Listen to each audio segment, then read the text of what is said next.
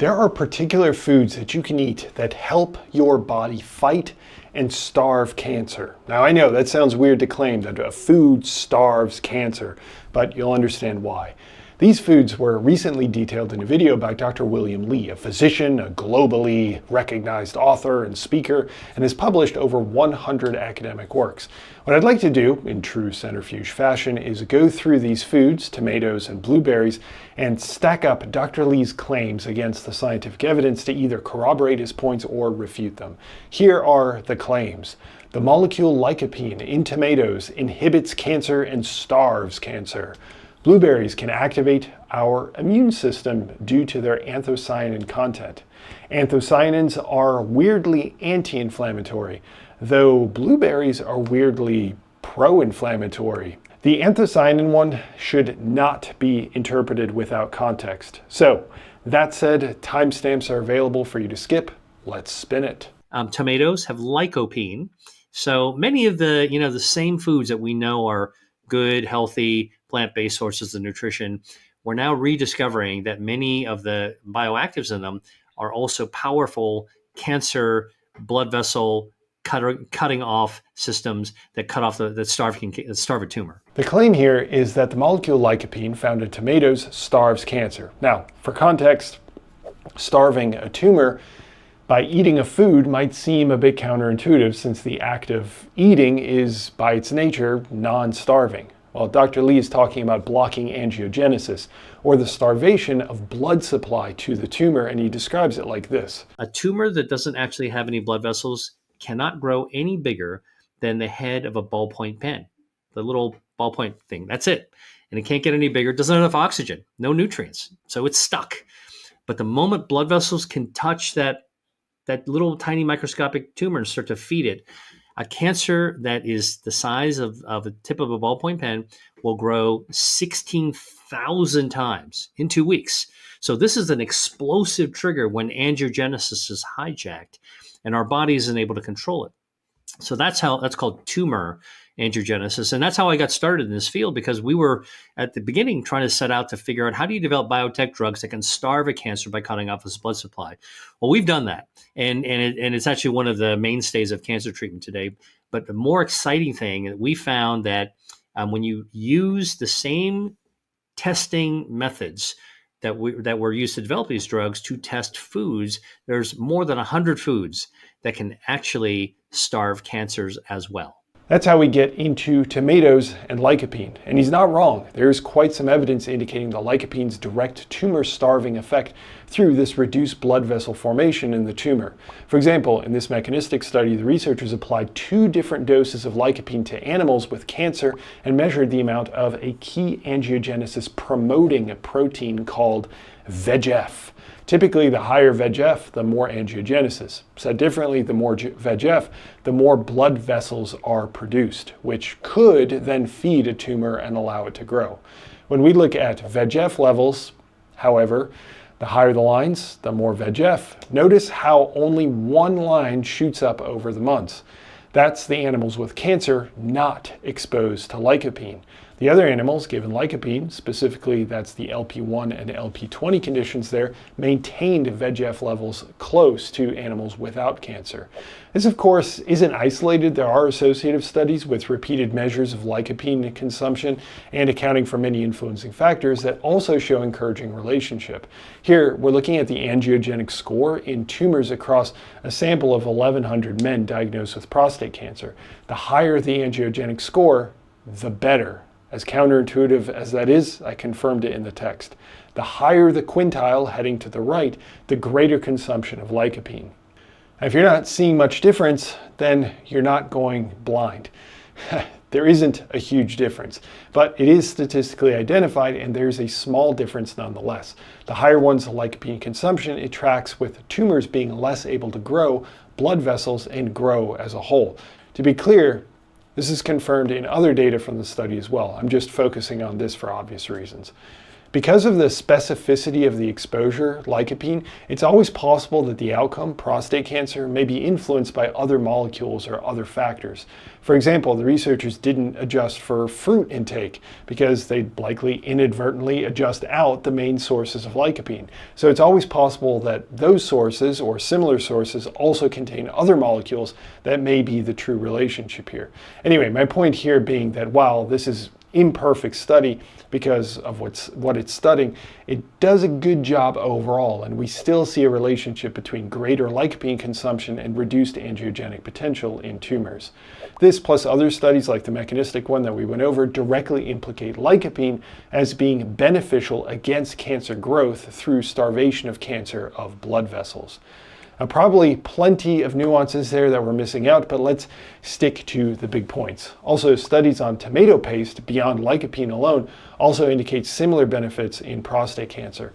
I know one question coming my way is if this applies to other cancers, and based on a cursory look, it probably does depend on cancer type, but there are a few others also affected, typically gastrointestinal and lung.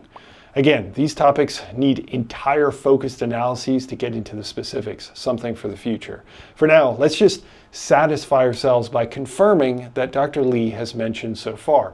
Let's discuss bloobs, not boobs, bloobs, also known as blueberries. So blueberries are blue because they contain a natural dye that is colored blue that is called anthocyanin. And anthocyanins have been found to be powerful activators of our immune system in a beneficial way. So they don't cause autoimmune disease. They actually elevate our T cells and natural killer cells. These are part of the super soldiers that make up our immune system.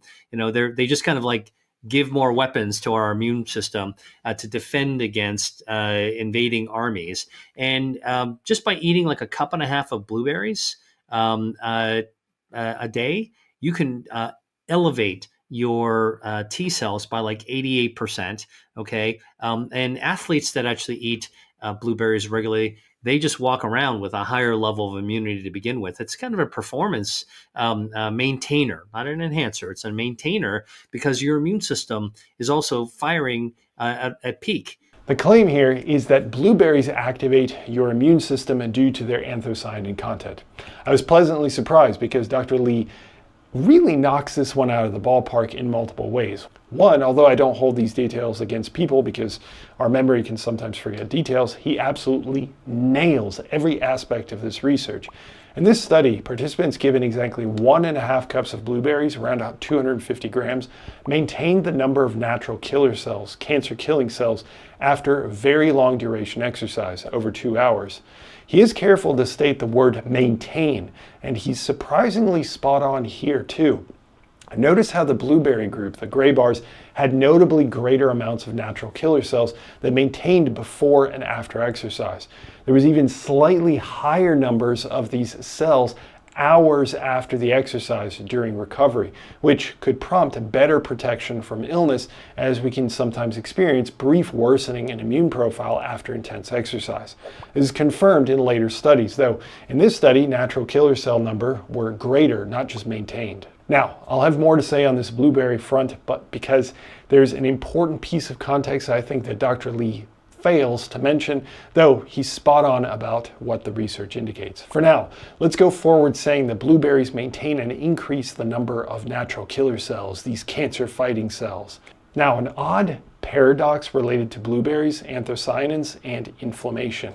Before we get into that, if you're so inclined to learn about the third food proposed to fight cancer, or how that food is claimed to boost immune cells by over 20 times, or more specifics on the benefits of blueberries and more even, check out my full video of the one that you're currently watching. That's right, as a Physionic insider, you'll get all that, plus articles that come with each video, everything delivered to you, and so much more, like the private podcast, quick summaries, a master supplement list of approved sources, doses, and more.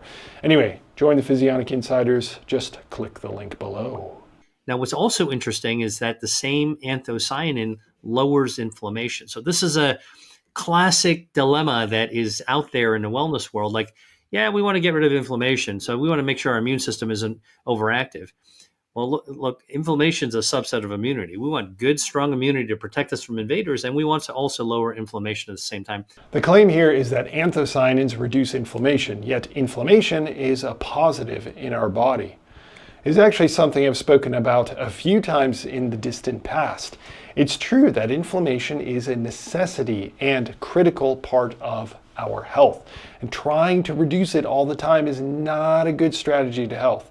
That said, there are meta-analyses that indicate across some 30 randomized controlled trials or so that anthocyanins found in blueberries have anti-inflammatory effects, so he's right on that account. Keep in mind that most of the people included in these studies have diabetes, cardiovascular disease, or some other health issue, so it may matter who is consuming the anthocyanins.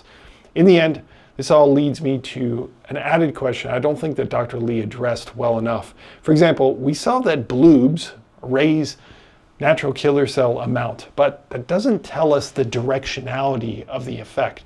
We're assuming that it's positive, but the immune system can be friend or foe.